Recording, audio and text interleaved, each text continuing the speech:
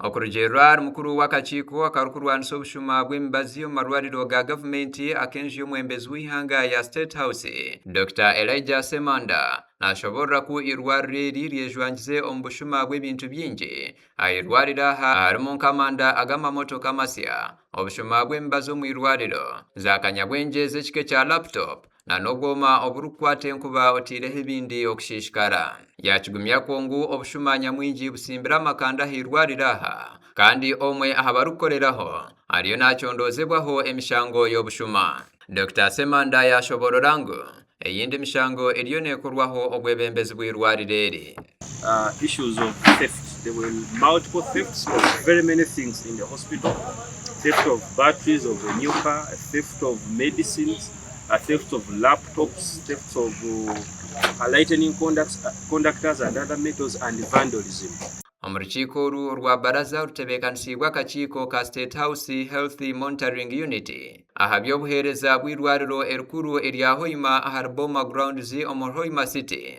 Dr. Semaganda nashoborra ku irwariro eri ryine ebizibu nyamwingi ngu konka nkatiimu okuruga omu kakiiko aka bariyo nibakoregana nk'enyina emwe n'obwebembezi bw'irwariro eri okurebeka ngu empeereza y'ebyamagara yahindukaho. Tagara n'okuvuma olulimi olubi ensonga nkulu nnyo nze bannaye nze ndwaza abantu ala nange ndwala ngenda n'entulo nenda abantu nga bavuma batuvuma. Dr. Semaganda nashoborra ngu naiza kwimusiraka abikwatirine n'okukora akabafu ahirwariro eryo hamwe n'okubashakira okutunga abashaho abakugu okora aha nshonga ez'ebyamagara ezine mu igufa. As a city, it has health centers, about 3 health centers, but none of them has a theater, so there is no health center full.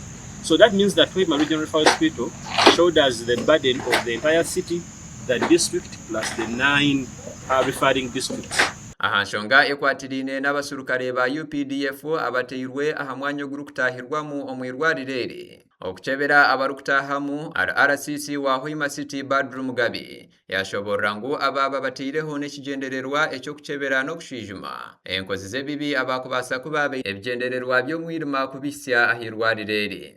Nkwenda kubamanyisa nti UPDF did not just come by accident, but there was a concern of insecurity neruga muirwaro, and it was a board resolution.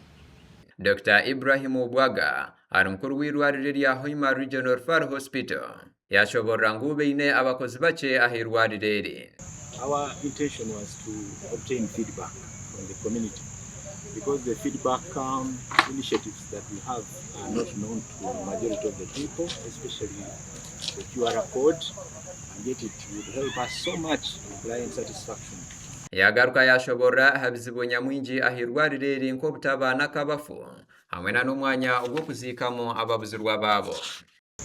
We have a portion of our clients that come with patients and they dump them in the hospital. For some reason they dump them and they disappear. And at the end we have, unfortunately, we may have some unclaimed bodies. Bwanyuma y'ebyo abatura ba Hoima City nabo bayigambira nagabo ebizibu ebirukubanyangaraza ebirukuremesa empeereza nungi ahirwariro rya Hoima Regional Referral Hospital. Okutandika n'ensiima obuheereza in terms of professionalism.